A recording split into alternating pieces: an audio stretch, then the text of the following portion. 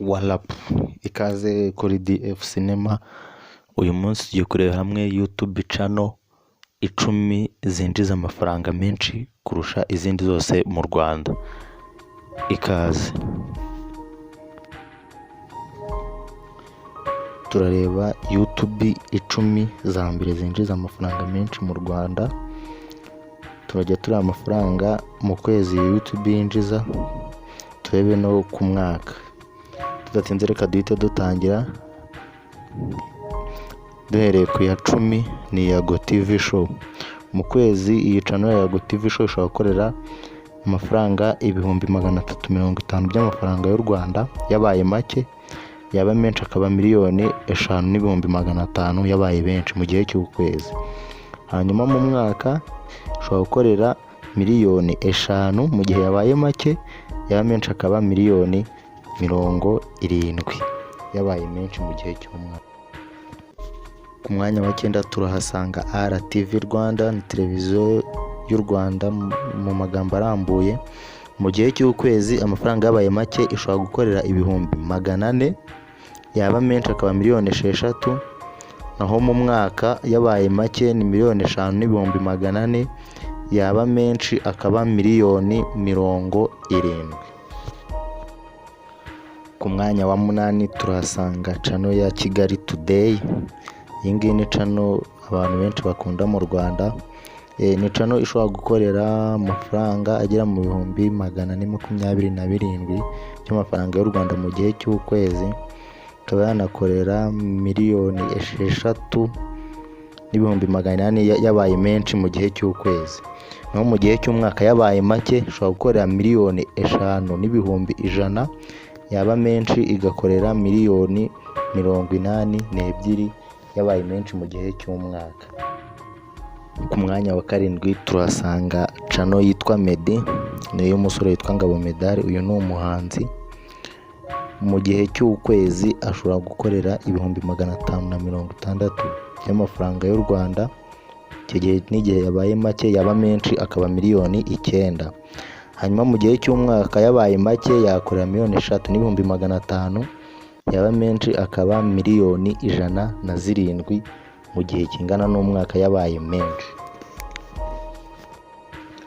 Ku mwanya wa 6 tuhasanga Philipita 250, ni channel y'umu DJ witwa Philipita, herutse gukorana indirimbo na Social Mura yitwa Amata.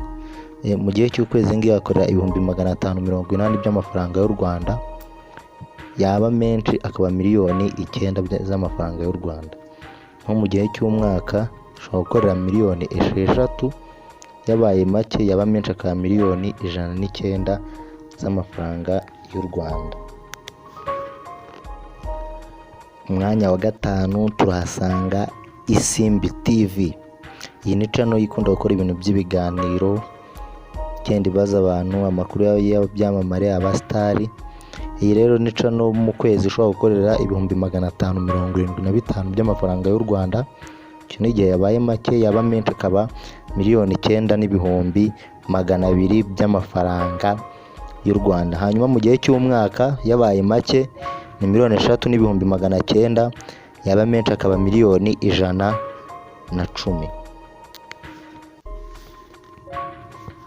Ku mwanya wa 4 turahasanga channel yitwa Bamenya Series. Iyi ni channel ikunda gucishaho uruhererekane rwa filime nyarwanda yitwa Bamenya. Iyi ni filime ikoze mu buryo bwa comedy. Iyi channel rero mu kwezi ishobora kwinjiza amafaranga 661 by'amafaranga y'u Rwanda mu gihe yabaye make, hanyuma yaba menshi ikaba miliyoni 10,600 by'amafaranga y'u Rwanda. Mu gihe cy'umwaka ishobora kwinjiza miliyoni 7,900 mu gihe yabaye make, yaba menshi ikaba miliyoni 126 z'amafaranga nayo y'u Rwanda mu gihe yabaye menshi mu gihe cy'umwaka. Ku mwanya wa 3 turasanga Niyitegeka Gratien. Niyitegeka Gratien ni channel icaho nayo uruhererekane rwa filime Papa Sava n'izindi nyinshi. Nayo ni channel ikunda gucishaho filime zifite uruhererekane zimeze nka comedy. Iyi cano ishobora gukorera amafaranga mu kwezi angana n'ibihumbi 820 by'amafaranga y'u Rwanda, mu gihe yaba make yaba menshi zikaba miliyoni 13. Naho mu gihe cy'umwaka ni miliyoni 9,800, yaba menshi akaba miliyoni 157 z'amanyarwanda. Aho ni mu gihe kingana n'umwaka. Ku mwanya wa kabiri turahasanga cano yitwa Red Bull GD. Iyi ngiyi ni cano inyuzaho ibyegeranyo, filime, komedi n'ibindi biganiro bitandukanye, interview z'abasitari n'ibindi. Ni cano abantu benshi bakunda kujyaho impaka bavuga ngo ni iy'umunyamakuru witwa Ismail Mwanafunzi, ariko ukuri nanjye ntabwo uko nzi. Gusa tuzi ko ari cano mu gihe cy'ukwezi ishobora kwinjiza 843 by'amafaranga y'u Rwanda, yaba menshi akaba miliyoni 14.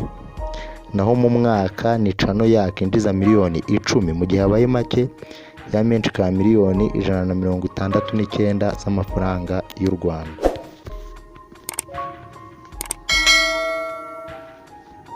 Ku mwanya wa mbere turahasanga cano yitwa Afrimax TV. Iyi ni cano y'abasitari ikunda gucishaho komedi z'abanyakso. Ni cano ikunda gucishaho ama interview y'abasitari, ibiganiro by'abantu bagiye bafite ibibazo bitandukanye by'umubiri. Iyi ngiyi ni cano rero mu gihe cy'ukwezi ishobora gukorera akayabo k'amafaranga agana na miliyoni 1 y'amafaranga y'u Rwanda, mu gihe yabaye make yaba menshi akaba miliyoni 18. Ni cano ishobora gukorera mu gihe kingana n'umwaka miliyoni 15, mu gihe amafaranga yabaye make yaba menshi akaba miliyoni 220 mu gihe cy'umwaka.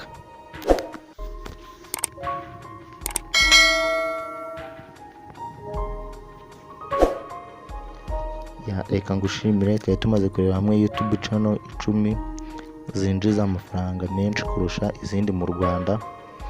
Nimuntu abishaka muzanyandikire muri comment turebe YouTube channel 10 zinjiza amafaranga make cyangwa zitayinjiza mu Rwanda.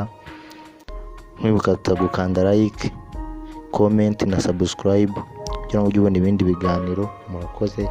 Yari DF Cinema Production.